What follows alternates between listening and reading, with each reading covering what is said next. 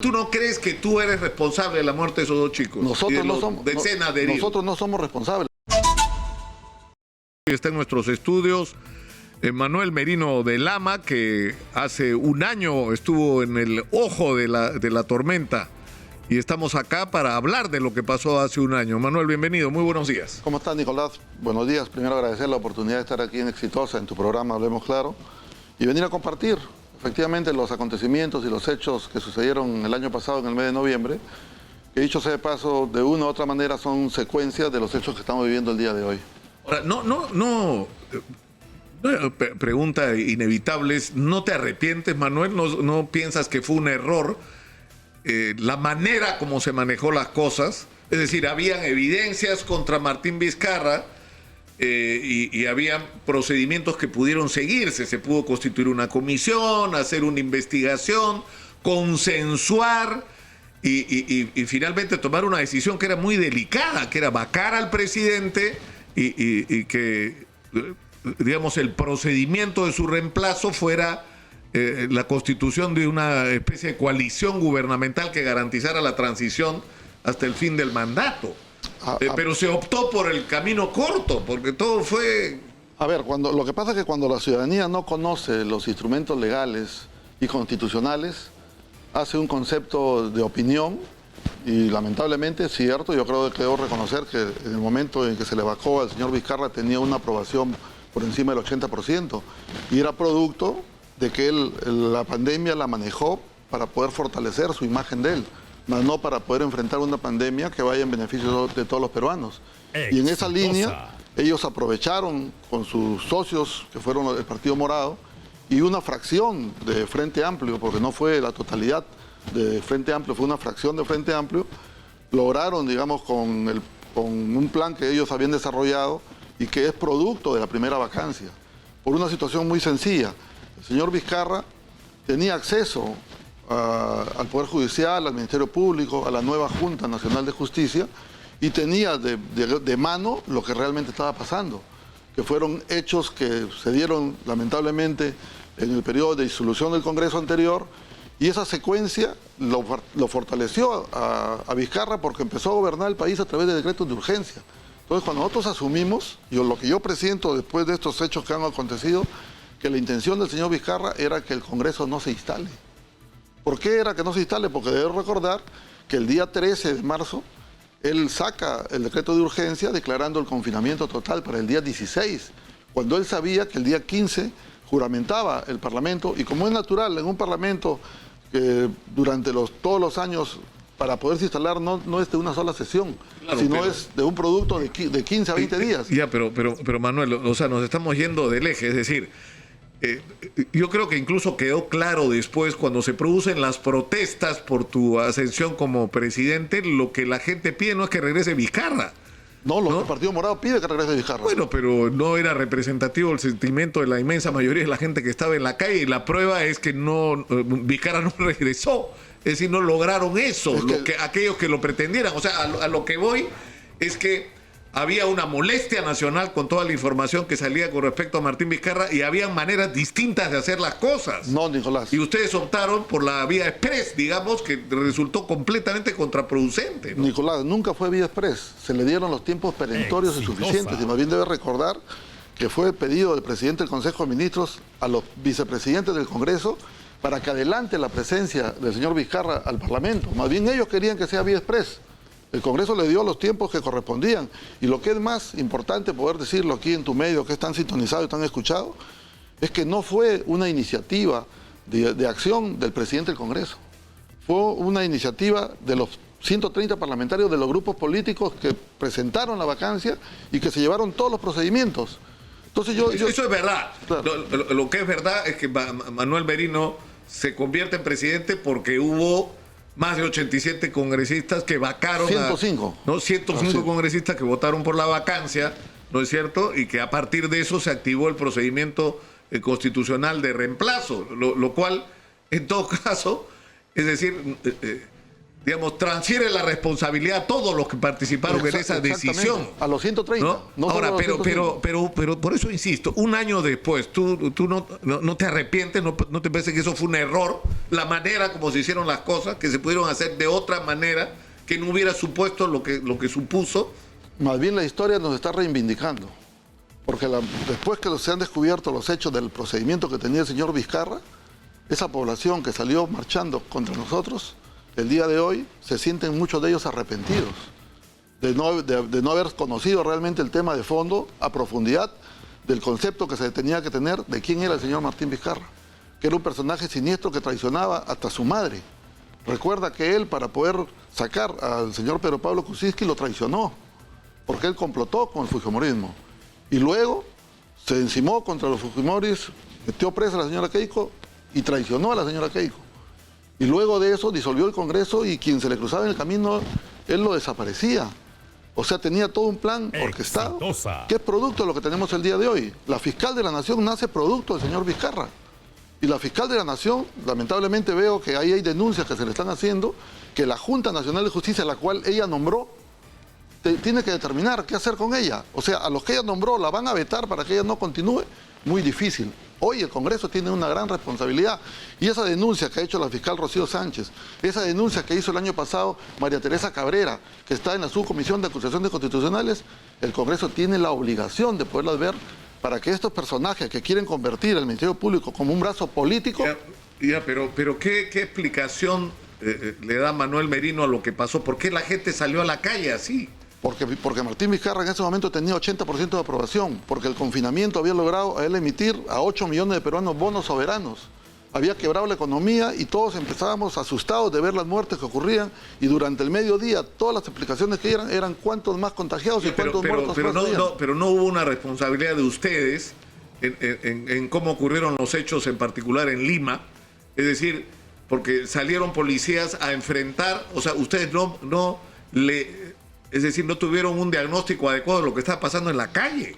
La gente estaba enervada y ustedes pensaron que soltando a la policía a la calle, esto se iba a disolver y se iban a acabar las manifestaciones en unas horas, y lo que se produjo fue una multiplicación de las manifestaciones. Yo creo que una respuesta violenta de la policía que salió de toda proporción. Es decir, ha habido montones de gente herida, ha habido estos 2 chicos muertos. Yo creo que ahí la lectura es una lectura, digamos, naturalmente, de un lado yo la considero que es viable, porque aquellos jóvenes que naturalmente salieron a marchar en un momento de confinamiento y donde hubieron medios de comunicación que salían a asustar las marchas las 24 horas, donde el Colegio de Médicos y el sindicato o la Federación Médica no se ha pronunciado sobre declaraciones que daba el doctor Huertas, diciendo que las marchas no contagiaban. Porque más allá del pronunciamiento de la sociedad civil que salía a reclamar, que podemos entenderlo, también hubieron infiltrados. Porque la policía, creo yo, solo que se hayan convertido en una policía arremetedora contra los manifestantes. La policía salió simplemente a mantener el orden público y se encontró con personas violentas. Si nosotros vemos en el contexto general todo lo sucedido en las marchas, encontramos que ha habido violencia. No en los jóvenes que han salido a marchar, universitarios, porque recordemos que hasta las clases se suspendieron en las universidades privadas y públicas, convocando que vayan a las marchas. No, pero hubo, o sea, en Trujillo una manifestación gigantesca y el jefe de la policía caminó en medio de la manifestación y ahí no murió nadie. Y la gente estaba igual de indignada que en Lima, y lo que marcó la diferencia no fue la actitud de los manifestantes, fue el comportamiento de la policía. O sea, en Lima la policía salió a la mala a disolver a los manifestantes y hubo disparos de perdigones. Con mayor razón, si eso hubiese sido así como tú lo dices, el Ministerio Público hubiese llegado a hacer una investigación veraz y tuviéramos resultados quiénes fueron esos oficiales, quiénes fueron esos mandos medios que no salieron a querer hacer el orden público, sino a agredir a los manifestantes. Y eso no ha habido. La propia policía, las investigaciones que se han hecho, deslindan de no tener responsabilidad los altos mandos que habían sido denunciados. Y recuerda que producto de esas marchas del mes de noviembre y de la asunción del mando a la presidencia del señor Sagasti, hubieron 16 generales despedidos. ¿Tú no sientes, Manuel, ninguna responsabilidad por la muerte de estos chicos? O sea, ¿tú no crees que la manera como ustedes plantearon, vayan y disuelvan la manifestación, fue interpretado por algunos policías como vamos a sacarlos de la calle a perdigonazos? Es que no ha habido una disposición de esa naturaleza a la que tú mencionas. Manuel Merino como presidente, primero yo no soy un policía en actividad asumiendo la presidencia. La policía tiene su propia institución que está encargada de disuadir y de poder tener el orden público de la mejor forma. Y tiene sus instrumentos, tiene su manera, digamos, profesional. O sea, ¿tú no crees que tú eres responsable de la muerte de esos dos chicos? Nosotros no somos, decenas de heridos. nosotros no somos responsables, nosotros lo que hemos asumido es una responsabilidad. Escucha, Manuel, hay como 25 personas que han quedado con daños permanentes. Es que no solamente hay 25 personas, hay 80 policías. O sea, ninguno de los dos tiene por qué haber sufrido consecuencias de esta naturaleza. Por eso yo digo, tiene que haberse hecho una investigación que realmente se quiere encontrar a los culpables. Pero por eso, esto no hubiera ocurrido si ustedes en el Congreso hubieran manejado con la cabeza fría la transición para sacar a Martín Vizcarra y si la policía no hubiera percibido que la orden que se les estaba dando era saquen a la gente de la calle como de lugar. No, Nicolás, yo creo que el entendimiento que tenemos que darle, yo considero y comparto contigo de que tenía una posición el señor Vizcarra de aceptación de la población porque desconocía. Cuando el Congreso hace la comisión investigadora de los muertos por el COVID-19 y descubre que el señor Martín Vizcarra estaba escondiendo información, que cuando él decía que estábamos en 40.000 muertos, ya estábamos en casi 100.000 muertos, creo que la gente empieza a descubrir su otra cara del señor Vizcarra. También es cierto, y creo yo que tenemos que llevarlo en el contexto, es como que en un colegio, un maestro o un profesor violador esté llevando las clases y tú descubres en el mes de octubre o a fines de octubre, a comienzos de noviembre, que es violador, tú tengas que decir, no podemos sacarlo, dejemos que termine hasta diciembre porque estamos a 15 días de terminar las clases y lo más notable es que él termine y de ahí lo sancionamos. Ahora, tú has visto lo que ha presentado Susel Paredes el día de ayer, ¿no es cierto? Bueno, una sí. acusación constitucional en la que sostiene que tú has cometido una infracción constitucional a los artículos 43, 45, 102, inciso 2, 103, inciso 2 y 117, porque lo que ella dice es que tú has asumido ilegalmente la presidencia de la República. Que los procedimientos que se han utilizado para vacar a Martín Vizcarra han sido inconstitucionales. A mí me da mucha lástima porque Susel Paredes en el mes de abril supo que era parlamentario. Y cuando tú ya sabes que asumes un papel de que ya eres congresista, mínimamente lo que tienes que saber es qué vas a hacer tú como parlamentario. Tienes que conocer cuál es el instrumento, cuál es la Constitución, cuál es el reglamento del Congreso y cuál es tu función que vas a desempeñar.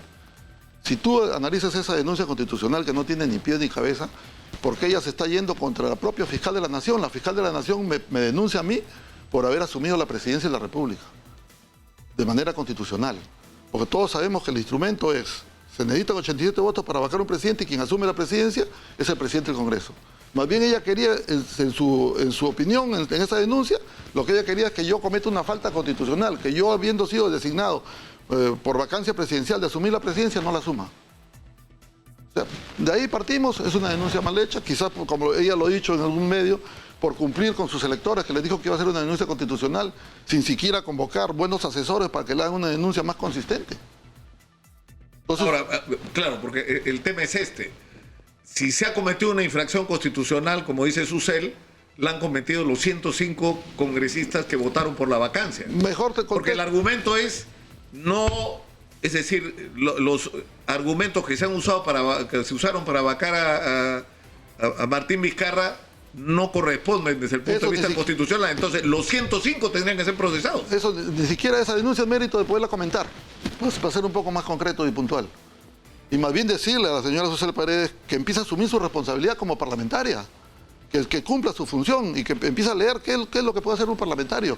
Ahorita hay muchos errores de parte de algunos parlamentarios, no de todos, que no saben su función y que están equivocando su función directamente porque no leen la Constitución, porque no ven el reglamento del Congreso. Fíjate lo que ha hecho Avelino Guillén. Dijo sobre el tema de los incidentes del 14 de noviembre del año pasado, ¿no es cierto?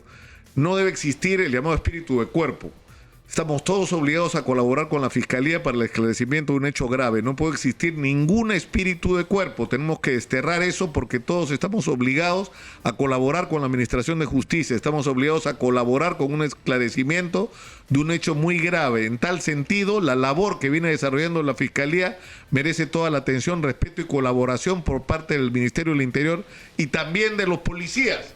Ahora, ¿esto por qué lo dice? Porque es algo así como que está diciendo cuenten, es decir, que los policías que participaron Algo así como que los está habilitando para que digan lo que tengan que decir. Sí, y está que le dice y si hay algún responsable en los altos mandos de haber permitido esto, que lo diga. Y está que no asuman una responsabilidad. Exacto, y está que le dice al fiscal de la Nación que haga una investigación objetiva, que se llegue a los responsables, a los culpables.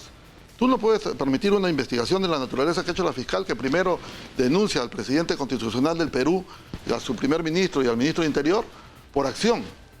Y luego que hace una investigación de 11 meses, como no encuentra acción para poder responsabilizar los que ordenaron la muerte de estos dos jóvenes, ahora los denuncia por inacción o por omisión de funciones. O sea, porque no tuve la bolita mágica de Jaime, que lo dio haber contratado a Palacio, como lo hizo Martín Vizcarra, para que me lea y me diga van a haber 2 muertos, y en ese sitio veamos qué ponemos, o hoy me pongo de escudo humano como presidente de la República. O sea, aquí hay un tema grave y que creo que el Congreso debería asumirlo. La señora Susel Paredes y los demás parlamentarios deberían llamar a la fiscal de la Nación y preparar una denuncia constitucional, no solamente por esta mala investigación, sino por los propios hechos que ha dicho el fiscal Rocío Sánchez. De donde ahí hay un contubernio que yo te pongo y ahora tú me tienes que volver a ratificar. Bueno, es un tema aparte, ¿no? Porque yo he estado revisando toda la información y lo que pasa es increíble, porque hay un colaborador que dice que el señor Cavazza habría intervenido de manera directa en la promoción de la señora Zoraida Ábalos como fiscal suprema para que sume votos a favor del doctor Ramos Heredia como fiscal de la Nación. Entonces, eso no quiere decir que sea verdad, eso quiere decir que eso tiene que ser investigado. Así es. Y resulta que no se investiga, ¿no? O hace un año que se está diciendo que María Zavala estuvo en una reunión acompañada con una misteriosa mujer que nadie sabe quién es hasta ahora, que todavía no está claro quién es, aunque hay mucha sospecha de quién podría ser. ¿Quién es la mejor amiga de María Zavala para acompañarla a una reunión así? Y la señora María Zavala está en la Junta Nacional de Justicia. Y su hija está conspirando los cuellos blancos y los fujimoristas en el hipódromo. Y su hija de María Zavala fue propuesta por un fiscal de acuerdo, pero que sea fiscal. Pero eso es un tema sobre el que va a tener que responder la actual fiscal de la Nación, que además, aprovecho para decirlo, el espectáculo que han hecho ayer ha sido una vergüenza. Han hecho pararse en fila 30 fiscales, ¿no? Por orden de la fiscal de la Nación, para defender a la fiscal de la Nación. Y no ha estado el doctor Pablo Sánchez, que es el jefe de la investigación. ¿Por qué no estaba el doctor Pablo Sánchez?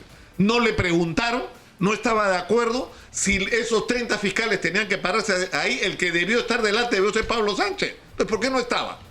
Pero en fin, es un tema aparte. Pero regresemos a lo nuestro, Manuel. Es decir, ¿qué le dices tú a la familia de Inti y Brian y de las personas que quedaron seriamente afectadas, incluyendo a los policías? Yo me sumo a que se tiene que exigir una investigación profunda, que el Ministerio Público no se convierta en un brazo político, sino un brazo eficiente en su función de poder hacer la investigación, de convocar, en este caso, a quienes asociaron la marcha, a quienes convocaron, a quienes financiaron la marcha, porque ahí hay gente que ha financiado la marcha.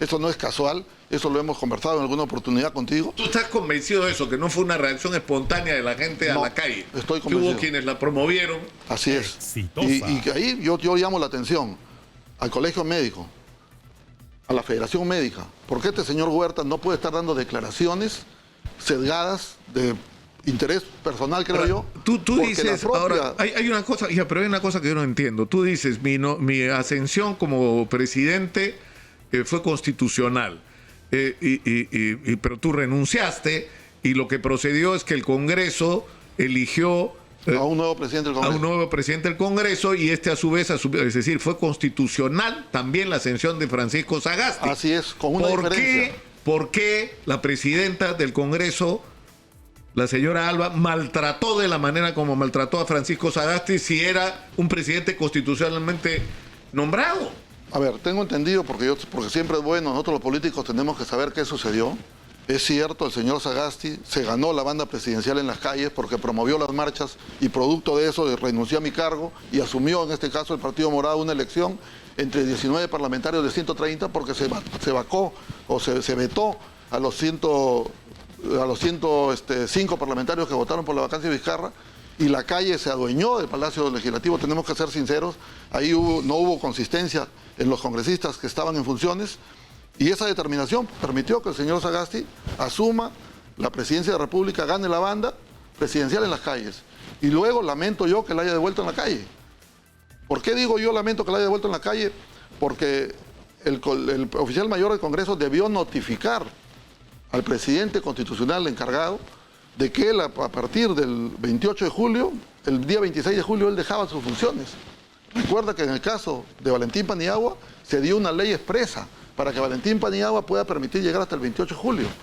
El señor Sagasti debió ir y entregar la banda presidencial a la presidencia del Congreso. Y es lo que tengo entendido yo, que se le iba a aceptar ese día que él llega a Palacio. A pesar que ya él le había sufrido. Ya, pero lo que ocurre es que no lo dejaron entrar. No. Él hábilmente, para ganar adeptos, pensando que eso le iba a ayudar, él se saca la banda presidencial en la calle, en la puerta del Palacio. Porque a él lo iban a dejar entrar a la presidencia del Congreso para que entregue la banda presidencial. Manuel, es decir, hay alguna gente que tú has reclamado el derecho a la pensión vitalicia del presidente. Ah, te explico. ¿Eso sigue? Te explico, sí, yo te explico cuál ha sido la motivación. ¿Por qué Manuel Merino presenta ante el Congreso la pensión vitalicia? Yo tengo 3 habeas corpus de denuncia y tengo una denuncia hecha por el año fiscal y una denuncia constitucional. Todas esas defensas de esas denuncias debía pagarlas el Estado. El Estado ha negado el pago hasta el momento y consecuentemente los abogados que me están defendiendo me exigen el pago. Yo tengo que ver la forma de pagar. Y una de las formas de las cuales yo he iniciado el pago, primero con plata personal mía, pero es insuficiente. En ese sentido yo he solicitado la pensión vitalicia porque por lo menos para yo pagar el total de los compromisos que he asumido son 5 años de sueldo de presidente, por lo menos. Y también es cierto que si eso sucediera, naturalmente, tengo digamos, en proyecto, hacer, digamos, una asociación que permita colaborar y ayudar a la gente más necesitada. Yo pensé que ibas a hacer una asociación como Vladimir Cerrón para hacer una colecta para pagar tu... No, de ninguna manera. Yo tengo que asumirlo y naturalmente tú sabes bien, mi trabajo es la agricultura y la ganadería. Yo soy un comerciante, soy un empresario, pero no tengo plata suficiente para estos actos de los cuales yo he sido ¿Tú cómo agredido. terminarías esta conversación, Manuel? ¿Tú sientes que no tienes nada que arrepentirte y que no tienes ninguna responsabilidad sobre la violencia que ocurrió hace un año? Al contrario, yo lo que creo es que la respuesta mía ha sido una respuesta institucional en defensa del Congreso y en defensa de todos los peruanos. Y lo he hecho porque esa ha sido mi naturaleza siempre. Yo he enfrentado la corrupción cuando me ha tocado estar en el Parlamento, buscando fundamentalmente que los recursos se utilicen de la mejor forma. Y en este caso, mi misma función como presidente del Congreso, he hecho una defensa institucional que nunca antes un presidente del Congreso lo ha hecho. Nosotros salimos no a contestarle, sino a defender el Congreso cuando el señor Vizcarra había sentido que se había posesionado atacando el Congreso. Y nosotros llegamos a darle la aprobación del 52% al Congreso. Yo tuve una aprobación del 78%, haciendo una defensa institucional. Lo que la población debe conocer, que el congresista no maneja recursos. El congresista no es ejecutivo. El congresista legisla, fiscaliza y representa. En mi región, los 3 últimos gobernadores regionales procesados por corrupción, uno preso, el otro en prisión domiciliaria y el otro desaparecido. ¿Por qué? Porque la corrupción se ha desbordado. Y lamentablemente esa corrupción desbordada es la que ha fortalecido a estos gobiernos regionales que tienen recursos de canon y sobrecanon, que no los han utilizado bien, y ese es el desazón y el descontento que tiene la población, que es la reacción que tenemos el día de hoy. Ese es otro tema, Manuel. Te agradezco por estar con nosotros esta mañana. No estoy de acuerdo contigo, tú lo sabes, ¿sí? Pero creo que tienes derecho a ser escuchado como todos. Yo estoy seguro que tú, en todas las oportunidades que estemos en entrevistas, te vas a ir convenciendo de lo que yo te digo, porque tú has sido un luchador en defensa de la corrupción. Y si tú has dejado la defensa de la corrupción... En contra. Bueno, no, de luchar contra la corrupción. Y si tú en este momento no te querías dar cuenta de los hechos que están sucediendo, pues así es, el periodismo yo lo respeto. Y también te agradezco porque me da la oportunidad de desenvolverme, de decir lo que yo pienso y replicármelo como tú lo consideras. De eso se trata, algo que mucha gente no comprende, pero en fin. Muchas gracias a Manuel Merino. Vamos a ir a la pausa y vamos a escuchar a los jóvenes que participaron en las manifestaciones hace un año también. Por supuesto que hay que oírlo. Que murieron, que también tienen la misma secuencia y también hay que pedir lo mismo para ellos. Me parece justo el pedido.